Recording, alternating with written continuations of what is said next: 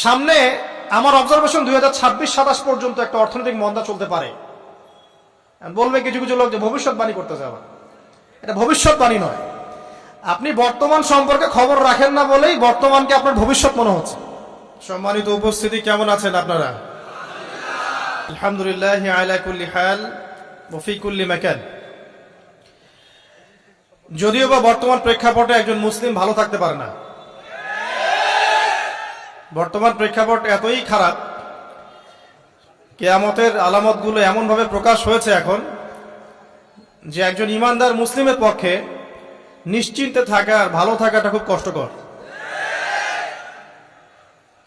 তারপরেও নবী সাল্লাল্লাহু আলাইহি ওয়াসাল্লাম আমাদেরকে দিক নির্দেশনা দিয়েছেন যে যখন ফিতনার যুগ আসবে, ফিতনার যুগ বলতে চতুর্দিক থেকে ফিতনার ফাসাদ।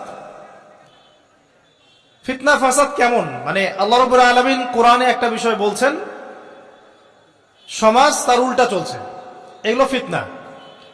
নবী সাল্লাল্লাহু আলাইহি ওয়াসাল্লাম হাদিসে একটা বিষয় বলেছেন, সমাজ তার উল্টা চলছে, এর নাম ফিতনা। পরিবারে ফিতনা, ধর্মের মধ্যে ফিতনা, সমাজে ফিতনা, অর্থনীতিতে ফিতনা, এখন সংস্কৃতির মধ্যেও ফিতনা। তো এই ফিতনাময় পরিবেশে নবী সাল্লাল্লাহু আলাইহি ওয়াসাল্লাম বলেছেন যে কেউ যদি ঈমান এবং আমলের উপরে, মানে নবী সাল্লাল্লাহু আলাইহি ওয়াসাল্লামের আদর্শের উপরে সবর করতে পারে, টিকে থাকতে পারে, তার জন্য 50 জন শহীদ সাহাবীর নেকি হবে।